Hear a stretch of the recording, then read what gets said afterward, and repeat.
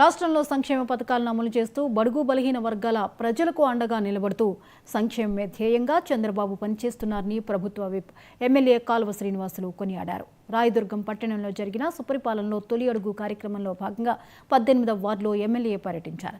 ఇంటింటికి తిరుగుతూ జరిగిన అభివృద్ధిని ప్రజలకు వివరించారు.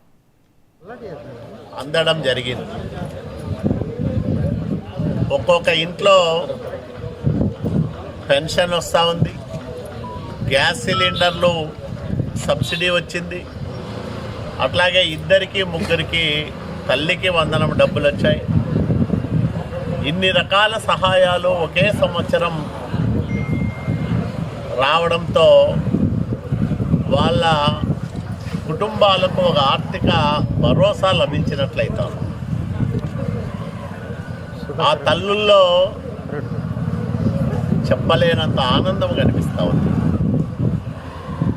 ఒకేసారి ఇద్దరు ముగ్గురు పిల్లలకు తల్లికి వందనం డబ్బులు రావడం అనేది అన్ని కుటుంబాల్లోనూ ఆనందాన్ని 5 రెట్లు 6 రెట్లు పెంచిందనడంలో ఎలాంటి సందేహం లేదు.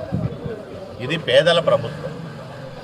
సంక్షేమ పథకాలను పెద్ద ఎత్తున అమలు చేస్తున్న ప్రజాప్రభుత్వం చంద్రబాబు నాయుడు గారి ప్రభుత్వం. అందువల్లనే మేము గర్వంగా చెప్పగలుగుతాం, ఈ భారతదేశంలో ఏ రాష్ట్రమో అమలు చేయాలని పథకాలు పేదల కోసం మేము చేసి చూపిస్తూ ఉన్నాం.